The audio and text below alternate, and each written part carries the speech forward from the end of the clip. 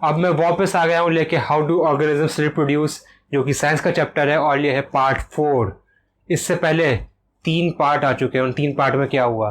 पहले पार्ट में हुआ एसेक्सुअल रिप्रोडक्शन, दूसरे पार्ट में हुआ अपना sexual reproduction in flowering plants, और तीसरे पार्ट में हमने देखा सेक्सुअल रिप्रोडक्शन इन ह्यूमंस। वो तीनों वीडियोस नहीं देखे हैं, देखने का मन हो तो ऊपर आई बटन पे लिंक आ गया है, वो जाके वीडियो देखो, मज़ा आ जाएगा, समझ में आ जाएगा सब कुछ। और वो नहीं देखना, वो तुमको आता है तो ये देख लो। चलते हैं आगे बढ़ते हैं। सबसे पहले हम देखेंगे इंपॉर्टेंस ऑफ वेरिएशन, क्योंकि हमने सब कुछ देख लिया, हमने रिप्रोडक्शन समझ लिया, पूरा सेक्सुअल एसेक्सुअल सब टाइप का रिप्रोडक्शन समझ लिया है।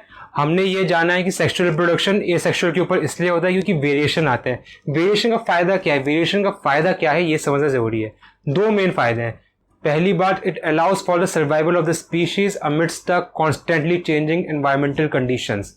एनवायरमेंट हमारे आसपास कॉन्स्टेंटली चेंज हो रहा है, टेम्परेचर ऊपर नीचे हो रहे हैं, आसपास की हवा चेंज हो रही है, प्लांट्स चेंज हो रहे हैं, नए आ रहे हैं, पुराने आ रहे हैं, हमारे आसपास के ऑर्गेनिजम्स चेंज हो रहे हैं over the years, like thousands of years, hundreds of years, जब हम लंबा टाइम लेते हैं तो जब ये चेंजेस हो रहे हैं तो इन चेंजेस को अडेप्ट करना भी ज़रूरी है ना।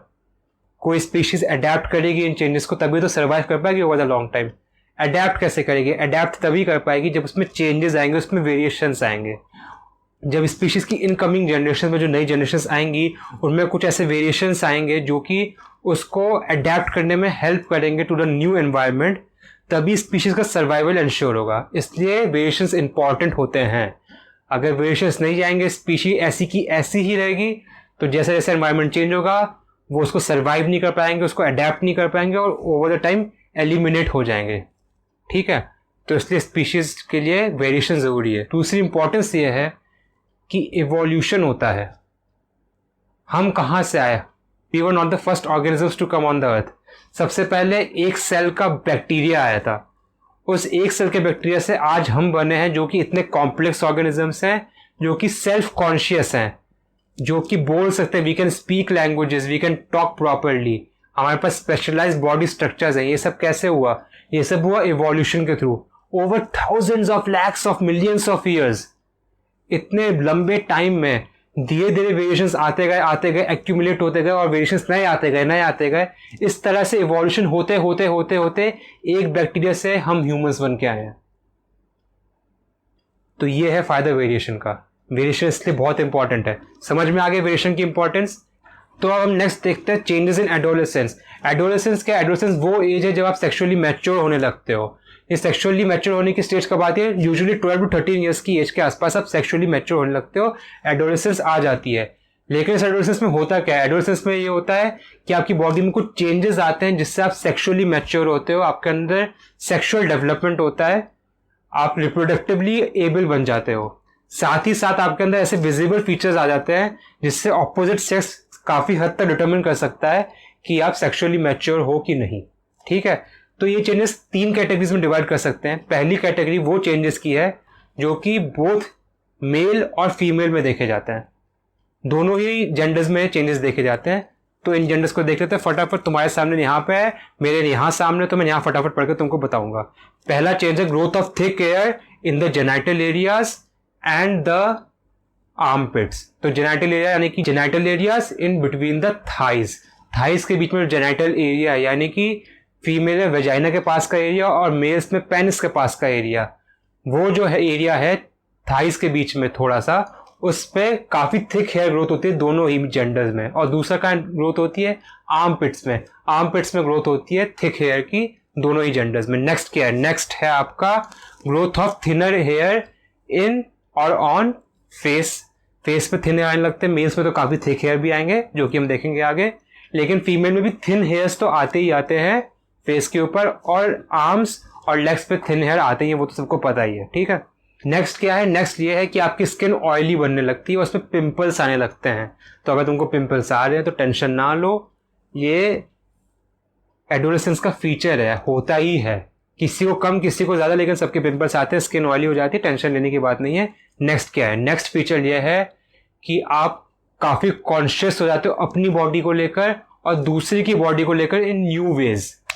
क्या मतलब है इस बात का? इस बात का मतलब यह है कि आप अपने आप को जज करने लगते हो। यू थिंक अबाउट योरसेल्फ, आप अपने अपीयरेंस को लेके आप कैसे दिखते हो, आपके बाल कैसे हैं, आपका चेहरा कैसे दिख रहा है, पिंपल है कि नहीं है, इन सब चीज़ों को लेके आप काफ़ी कॉन्शियस हो जाते हैं because you want to attract the opposite gender. क्योंकि आपके अंदर सेक्सुअल मैच्योरिटी आ रही है, you want to attract opposite gender, तो ये आप अपने आप को लेकर कॉन्शियस हो जाते हो और इसीलिए आप दूसरे जेंडर को लेकर भी कॉन्शियस हो जाते हो। आप जो दूसरे जेंडर के ऑर्गेनिजम्स होते हैं जो मेल्स के लिए फीमेल्स और फीमेल्स के लिए मेल्स, आप उनको देखकर भी अट्रैक्ट होते हो और उनको भी आप एक न्यू वे में देखने लगते हो। तो ये हो गए कॉमन चेंजेस। अब आगे चलते हैं और हम देखेंगे changes that are exclusive to boys, जो कि सिर्फ और सिर्फ बॉयज में होते हैं, गर्ल्स में नहीं होते। देखते हैं। तो पहला चेंज क्या, थिक हेयर फेस पे आने लगते हैं, बियर्ड और मुस्टैच आने लगती है, वो सबके आने लगती है, हमको पता ही है, कुछ के कम कुछ के ज़्यादा, पर बाद में सबकी आ जाती है। और फिर नेक्स्ट देखते हैं, next is the growth of pubic hair. Pubic hair थोड़ा जेनिटल एरिया से अलग होता है। प्यूबिक मतलब लिटरली ऑन द आपके सेक्सुअल ऑर्गन्स के पास वाला बिल्कुल लिटरली वो एरिया, यानी कि मेल में टेस्टिस और पेनिस का एरिया। ओके, वहां पे आपकी ग्रोथ होने लगती है। फिर आगे देखते हैं, फिर जो voice starts to crack and develop into deeper voice. आपकी वॉइस डेवलप होने लगती है, आपके वोकल कॉर्ड्स डेवलप होने लगते हैं। मेल्स में वोकल कॉर्ड्स डेवलप होने लगता है, वॉइस डीपर होने लगती है। तो वॉइस जब डीप होती है तो बीच में डेवलपमेंट के दौरान वॉइस क्रैक करेगी, वॉइस फटेगी। तो अगर ऐसा कुछ हो रहा है तो टेंशन मत लो, ये भी एक डेवलपमेंट का प्रोसेस है। ओवर टाइम वॉइस अच्छी हो जाएगी। अब वॉइस के बाद हम देख लेते हैं ब्रॉडनिंग ऑफ शोल्डर्स चौड़े हो जाते हैं, कंधे चौड़े हो जाते हैं। तुमने देखा होगा कि जो मैच्योर वुमेन होती हैं उनके शोल्डर्स मेल मैच्योर मैन के कंपैरिजन में यूजुअली कम चौड़े होते हैं, मेल्स के चौड़े शोल्डर्स ज्यादा होते हैं। क्यों? क्योंकि ये एक फीचर है मेल्स के अंदर ही होता है कि ब्रॉडनिंग ऑफ शोल्डर्स होता है। ठीक है। फिर फाइनली नेक्स्ट क्या है अपना है एनलार्जमेंट ऑफ टेस्टिकल्स। अब टेस्टिकल्स में एक्टिविटी शुरू हो जाती है, वहां पे स्पर्म्स बनने लगते हैं, तो इसलिए वहां पे टेस्टिस की ग्रोथ भी रहती है, टेस्टिस भी बड़े हो जाते हैं। और फाइनली पेनिस इरेक्ट होने लगती है ओकेजनली, क्योंकि अब पेनिस आपकी प्रिपेयर हो गई है फॉर द सेक्सुअल एक्ट। तो जब सेक्सुअल एक्ट हो जाए तो पेनिस इरेक्ट होती है, इसलिए ओकेजनली आपकी पेनिस इरेक्ट भी होने लगती है। ये सब चेंजेस आते हैं बॉयज के अंदर। अब आगे चलते हैं और देखते हैं कि खाली फीमेल्स में कौन से चेंजेस आते हैं। ठीक है। अब खाली फीमेल्स के चेंजेस की बात करें तो सबसे पहले होता है एनलार्जमेंट ऑफ ब्रेस्ट्स। ब्रेस्ट्स बड़े हो जाते हैं। ब्रेस्ट क्या है? ब्रेस्ट वो ऑर्गन्स है जो कि न्यू बॉर्न को फीड करने में हेल्प करते हैं। तो जब फीमेल सेक्सुअली मैच्योर हो गई हैं तो यानी कि they are ready for pregnancy, they are ready for a child, तो they have to also be prepared to feed the child. तो चाइल्ड को फीड करने के लिए क्या होता है? ब्रेस्ट एनलार्ज हो जाते हैं, जिसमें मिल्क प्रोडक्शन होना शुरू हो जाता है। उसके बाद जो आपके ब्रेस्ट के निप्पल होते हैं उनकी स्किन डार्क होने लगती है, ये भी एक फीचर होता है फीमेल्स के अंदर। उसके बाद मेंस्ट्रुएशन शुरू हो जाता है, क्योंकि रिप्रोडक्टिव साइकिल शुरू हो गई, एग मैच्योर होने शुरू हो गए, तो मेंस्ट्रुएशन भी शुरू होगा, क्योंकि हार्मोनी न्यूट्रस प्रिपेयर करेगा। प्रेगनेंसी हो गई नहीं तो फिर सब कुछ शेड होगा, तो मेंस्ट्रुएशन भी शुरू हो जाता है विद द एडोलेसेंस। फिर क्या प्यूबिक है, आपके जो प्यूबिक हेयर है वो भी ग्रोथ हो जाएंगे इन फीमेल्स एज वेल। जो प्यूबिक हेयर है वो उनकी ग्रोथ शुरू हो जाएगी, यानी कि जो वेजाइनल एरिया है वहाँ पे हेयर ग्रो होने लगेंगे। और फाइनली जैसे कि मेल्स में शोल्डर्स ब्रॉड हो रहे थे, वैसे ही फीमेल्स में जो पेल्विस का रीजन है, जो कि हिप का रीजन है, वो ब्रॉड होने लगता है। तो फीमेल्स में हिप रीजन ब्रॉड होता है, मेल्स में शोल्डर्स ब्रॉड होते हैं। तो ये कैरेक्टर्स हो गए फीमेल्स के। ठीक है। अब आगे बढ़ते हैं। अब आगे है बहुत ही गहरा क्वेश्चन, जो कि है एरुडाइट क्वेश्चन। अब ये क्वेश्चन क्या है, मैं पढ़ देता हूँ क्वेश्चन क्या है। क्वेश्चन है, why don't the sexual organs of the body start maturing right after the childhood just like the other regions of the body. पहले ही क्यों नहीं हो रहा, जीवन में इतना लेट क्यों होता है सेक्सुअल डेवलपमेंट? इसके रीजंस मैं बताता हूँ क्यों। इसका रीजन ये है कि जो आपका रिप्रोडक्टिव सिस्टम है that is not necessary for your survival. आप बिना रिप्रोडक्शन के भी जिंदा रह सकते हो एज एन इंडिविजुअल, है ना। अगर आप कभी जिंदगी में रिप्रोड्यूस ना कर पाओ तो भी आप जिंदा रहोगे, आपकी बॉडी के प्रोसेसेस को कुछ इफेक्ट नहीं पड़ेगा। लेकिन जो बॉडी के बाकी के प्रोसेसेस हैं वो इंपॉर्टेंट है, वो सर्वाइवल के लिए इंपॉर्टेंट है। बाकी की बॉडी की जो ग्रोथ है वो सर्वाइवल के लिए इंपॉर्टेंट है। तो इसलिए बॉडी पहले उसको प्रायोरिटाइज करती है, वो इंश्योर करती है कि पहले आप इतने मैच्योर हो जाओ, पूरी बॉडी आपकी मैच्योर हो जाए, आपके अंदर सारे ऑर्गन्स प्रॉपर्ली डेवलप हो जाएं, आपकी बोन्स स्ट्रांग हो जाए, आपके मसल्स ग्रो कर जाएं, आपकी जो टीथ होते हैं पुराने वाले वो टूट के परमानेंट टीथ आने लगे। ये सब चीज़ें वो इंश्योर करती है कि पहले ये हो, उसके बाद आपकी रिप्रोडक्टिव मैच्योरिटी शुरू होती है, क्योंकि वो एसेंशियल सर्वाइवल के लिए इंडिविजुअल लेवल पे नहीं है, स्पीशीज के सर्वाइवल के लिए इंपॉर्टेंट है। ऑल्सो जो फीमेल्स होती हैं उनको चाइल्ड को अपनी बॉडी के अंदर, अपनी वूम्ब के अंदर रखना पड़ता है, उसकी ग्रोथ करवानी पड़ती है। चाइल्ड को बियर करना एक काफ़ी ही बड़ा प्रोसेस है, उसके लिए फीमेल का मेंटली और फिजिकली दोनों तरह से मैच्योर होना, दोनों तरह से काफ़ी स्ट्रेंथफुल होना ज़रूरी होता है। तो इसके लिए ज़रूरी है कि पहले फीमेल का डेवलपमेंट हो जाए, बॉडी का मेंटली भी फिजिकली भी दोनों तरह से डेवलप हो जाए, ताकि जब वो रिप्रोडक्टिवली मैच्योर हो तो they can bear pregnancy at any time. तो इसलिए भी ये प्रोसेस काफ़ी डिले हो जाता है। समझ में आ गया? क्लियर हो गया? नेक्स्ट चलते हैं।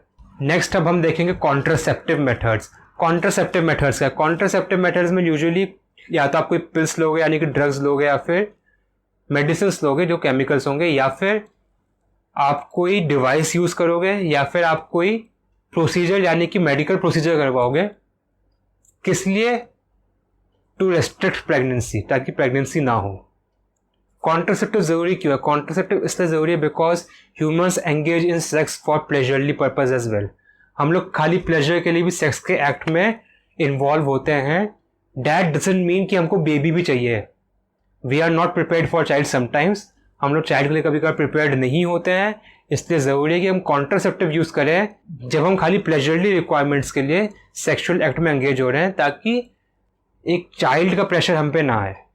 ठीक है।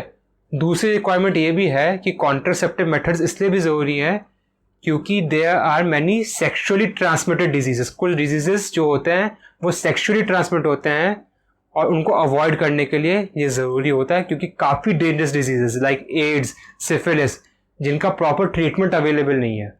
खांसी जुकाम की तरह नहीं होता कि दवा ली ठीक हो गया, नहीं, उनका ट्रीटमेंट भी अवेलेबल नहीं है। काफ़ी डेंजरस डिजीजेस हैं जो कि सेक्सुअली ट्रांसमिट होते हैं, तो उनको अवॉइड करने के लिए भी कॉन्ट्रासेप्टिव वाला गुड मेथड। अब कॉन्ट्रासेप्टिव क्या? कॉन्ट्रासेप्टिव 4 टाइप्स का, जैसा कि आपको यहाँ पे दिख रहा होगा। पहला टाइप है बैरियर मेथड, दूसरा है चेंजिंग द हार्मोनल बैलेंस, तीसरा है इंट्रायूटेराइन डिवाइसेस, और चौथा है सर्जिकल मेथड्स। ये चारों ही मेथड हम काफ़ी डीप में और डिटेल में समझेंगे। तो शुरू करते हैं। सबसे पहले देखते हैं हम बैरियर मेथड। ठीक है। तो मैकेनिकल बैरियर्स का, मैकेनिकल बैरियर्स 2 टाइप के होते हैं। मेल्स में होता है कॉन्डम्स, और फीमेल्स यूज़ करती हैं डायफ्राम्स विद स्पर्मिसाइड। मेल्स क्या करते हैं? कॉन्डम होता है जो कि एक रबड़ का बना होता है, कवरिंग होती है जो कि अपनी पेनिस के ऊपर पहन लेते हैं। उससे क्या होता है कि जो भी स्पर्म्स रिलीज होंगे वो उस कवरिंग के अंदर ही रहेंगे, उस कवरिंग के अंदर रहेंगे, तो फीमेल ट्रैक्ट में नहीं जाएंगे, तो रिप्रोडक्शन का चांस खत्म। दूसरा क्या है कि मैकेनिकल बैरियर्स में फीमेल्स डायफ्राम पहन लेती हैं स्पर्मिसाइड क्रीम लगा के। तो इससे क्या होगा कि डायफ्राम जो है वो स्पर्म्स को रोक लेगा, वेजाइना के आगे नहीं जाने देगा, और स्पर्मिसाइड लगा लेंगे तो उससे स्पर्म्स मर भी जाएंगे, तो एक्स्ट्रा प्रिकॉशन हो जाता है उससे। अब जो मैकेनिकल बैरियर्स हैं they are also useful in preventing STDs. Mechanical barriers best method है अगर आपको सेक्सुअली ट्रांसमिटेड डिजीजेस को रोकना है। यही एक अकेला मेथड है जो कि उसको रोक सकता है। बाकी जो भी कॉन्ट्रासेप्टिव मेथड्स हम देखेंगे वो सिर्फ कॉन्ट्रासेप्शन के लिए हैं, वो बेबी की बर्थ को रोकने के लिए हैं, वो फर्टिलाइजेशन को रोकने के लिए हैं, लेकिन वो एसटीडी को नहीं रोकते हैं। चलो अब नेक्स्ट देखते हैं। नेक्स्ट क्या है? नेक्स्ट हमारे पास है मॉडिफिकेशन ऑफ हार्मोनल बैलेंस। अब इस मेथड में क्या होता है कि जो फीमेल बॉडी होती है उसका हम हार्मोनल बैलेंस चेंज कर देते हैं कुछ ड्रग्स या कुछ पिल्स देके, जिससे क्या होता है कि एग मैच्योर ही नहीं होते हैं, ओव्यूलेशन ही नहीं होता है। एग मैच्योर होगा ही नहीं, एग बनेगा ही, तो फर्टिलाइजेशन का कोई मतलब ही नहीं बनता। ठीक है। और ये जो पिल्स होती हैं यूजुअली ओरली ली जाती हैं, और ये पिल्स का एक एग्जाम्पल है आई पिल। ठीक है। इन पिल्स का काफ़ी साइड इफेक्ट्स हो सकते हैं बिकॉज ये फीमेल की बॉडी का हार्मोनल बैलेंस चेंज करती हैं। हार्मोन्स काफ़ी कुछ कंट्रोल करते हैं, बॉडी में काफ़ी सारी चीज़ें हार्मोन्स कंट्रोल करते हैं। तो जब आप हार्मोनल बैलेंस चेंज करोगे तो बॉडी में काफ़ी सारे अदर साइड इफेक्ट्स भी हो सकते हैं, तो ये इसका एक नेगेटिव पॉइंट है। तो अब हम नेक्स्ट देख लेते हैं। नेक्स्ट है हमारा इंट्रायूटेराइन डिवाइसेस। इंट्रायूटेराइन डिवाइसेस में 2 टाइप्स के हैं, कॉपर टी और लूप। ये क्या होता है? जैसे कि नाम बता रहा है, ये हम यूट्रस के अंदर इंसर्ट कर देते हैं। इंट्रायूटेराइन यानी कि यूट्रस के अंदर ये डिवाइस इंसर्ट हो जाते हैं, और फिर जब हम ये यूट्रस के अंदर डिवाइस चले जाते हैं तो ये यूट्रस का जो एनवायरनमेंट होता है उसको चेंज कर देते हैं, उसको ऐसा टॉक्सिक बना देते हैं कि वो स्पर्म्स को किल कर देता है। जो भी स्पर्म्स यूट्रस में आएंगे वो यूट्रस में किल हो जाएंगे, क्योंकि वहाँ पर एटमॉस्फेयर ऐसा बन गया जो स्पर्मिसाइडल है, जो कि स्पर्म को किल कर देगा।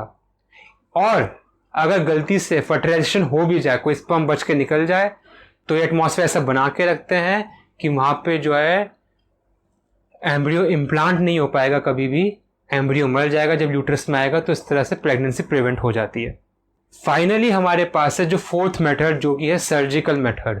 सर्जिकल मेथड में क्या है कि मेल्स में जो वाज डिफरेंस होती है, वाज डिफरेंस याद करो, जो टेस्टिस से स्पर्म्स को लेके जाती थी, वो ट्यूब जो होती है उसको हम काट देते हैं, बीच में से कहीं से भी काट देंगे, और जो दो एंड लूज एंड होंगे उनको टाई करके किनारे में। इससे क्या होगा कि जो है सिंपल, स्पर्म्स जा ही नहीं पाएंगे पेनिस तक, तो स्पर्म्स पेनिस तक जाएंगे नहीं तो आगे तो कुछ हो ही नहीं सकता। सिमिलरली फीमेल्स में हम क्या करते हैं कि जो फेलोपियन ट्यूब्स होती है जो कि एग को लेके यूट्रस तक आती हैं, उनको काट देते हैं, तो एग जो मैच्योर होगा वो आएगा नहीं यूट्रस तक, तो वो भी फिर प्रेगनेंसी हो नहीं सकती। अब इस मेथड में क्या है कि ये काफ़ी परमानेंट मेथड है, एक बार आपने ट्यूब काट दी, उसको बांध दिया, तो उसको आप रिवर्स नहीं कर सकते, आप उस ट्यूब को वापस जोड़ नहीं सकते। तो अगर आप ये मेथड चूज कर ले तो then you become sterile for life, यानी कि आप कभी भी फिर रिप्रोड्यूस नहीं कर सकते। तो ये इस मेथड का एक नेगेटिव पॉइंट है। अब बाकी इनकेस प्रेगनेंसी हो जाए, आपने सो भी प्रिकॉशंस ली थी, सब प्रिकॉशंस लेने के बावजूद या फिर प्रिकॉशंस नहीं ली, प्रिकॉशंस लेना भूल गए, मिस्टेक हो गए, जो भी हुआ, प्रेगनेंसी हो गई, तो इसके बाद भी सर्जिकल मेथड होते हैं जिससे आप बेबी को अबॉर्ट कर सकते हो, यानी कि बेबी को मदर के यूट्रस में किल कर सकते हो ताकि उसकी बर्थ ना हो। अब ये मेथड का क्या, अनफॉर्चुनेटली हमारे सिस्टम में, हमारी सोसाइटी में काफ़ी मिसयूज होता है to kill a specific gender of baby. In fact काफ़ी क्लियरली बोल देता हूँ मैं कि हमारी सोसाइटी में अनफॉर्चुनेटली फीमेल्स कई जगह, कई रीजन्स है जहाँ पे फीमेल्स को प्रेफर नहीं करते, जहाँ पे फीमेल चाइल्ड प्रेफर नहीं करते। तो यूजुअली लोग क्या करते हैं कि क्लिनिक्स पर जाके जेंडर मालूम कर लेते प्रीनेटल, यानी कि बर्थ से पहले जो है बच्चे का जेंडर मालूम करते हैं, जो कि बाय द वे इलीगल है, लेकिन स्टिल कुछ लोग करते हैं इलीगल काम, और उसका जेंडर मालूम कर लेते हैं, और अगर पता चलता है कि वो फीमेल है तो उसको अबॉर्ट करा देते हैं, जिसको हम बोलते हैं फीमेल फीटिसाइड। काफ़ी ही गलत प्रक्रिया है, बिकॉज हमारी सोसाइटी में दोनों को ही, मेल हो चाहे फीमेल हो, दोनों का ही एक काफ़ी इंपॉर्टेंट रोल है, और स्पीशीज़ के सर्वाइवल के लिए तो दोनों का ही रोल है। अगर मेल्स नहीं होंगे या फिर फीमेल्स नहीं होंगी तो हमारी स्पीशीज सर्वाइव नहीं कर पाएंगे। दोनों का ही बहुत इंपॉर्टेंट रोल है। सोसाइटी में बैलेंस मेल और फीमेल के दोनों के होने से बनता है, इसलिए ज़रूरी कि सेक्स रेशियो, यानी कि मेल और फीमेल्स के नंबर मैच रहें, ऑलमोस्ट सेम रहे, बैलेंस बना रहे, ये काफ़ी इंपॉर्टेंट है हमारी सोसाइटी के लिए, जो कि मेंटेन रहना चाहिए। Finally as citizens of this world and this country, हमको ये भी समझना चाहिए कि पॉपुलेशन एक बहुत बड़ी प्रॉब्लम बन गई है हमारी धरती के लिए। For this earth over population has become a big problem. हम लोग काफ़ी एक्सपोनेंशियली ग्रो कर रहे हैं, हमारी स्पीशीज़ काफ़ी एक्सपोनेंशियली ग्रो कर रही है। इससे क्या है कि हमारे पास रिसोर्सेज डिप्लीट हो रहे हैं और हम सबको एक अच्छी लाइफ प्रोवाइड नहीं कर पा रहे हैं। इसलिए हमारे लिए भी ज़रूरी है कि हम अपनी फैमिली प्लान करें और हम सोच के चलें कि हमको कितने बच्चे करने चाहिए इन फ्यूचर, ताकि हम अपने देश की और अपनी कंट्री की पॉपुलेशन कंट्रोल कर सकें और सोसाइटी में इक्वालिटी आ सके। क्योंकि जब लोग कम होंगे तो सबको अच्छे से रिसोर्सेज मिलेंगे, सब लोग एक अच्छी लाइफस्टाइल जी पाएंगे, और जब पॉपुलेशन एक हेल्दी लेवल पे होगी तभी सोसाइटी की प्रोग्रेस होगी।